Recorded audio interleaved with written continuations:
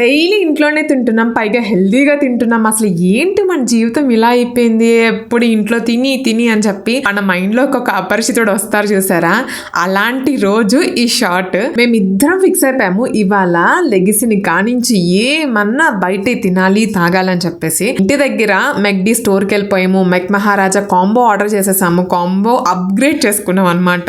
Fries ని with cheesy fries అంటేనే ఎక్కువ వేస్తారు, మళ్ళీ దాంట్లో ఎక్స్ట్రా చీజ్ వేయించి బర్గర్ కూడా మేమే కొంచెం కస్టమైజ్ చేసుకుని తిన్నాము విత్ మెరిండాతో. వావ్ భలే ఉంది. వస్తూ అయితే మరి స్నాక్కి ఏదో ఒకటి కావాలి కదా, పఫ్ఫులు, మళ్ళీ సమోసాలు, పకోడీలు, మళ్ళీ దాంతో స్వీట్ క్రేవింగ్ కలాకండ్ కూడా తెచ్చుకున్నాము.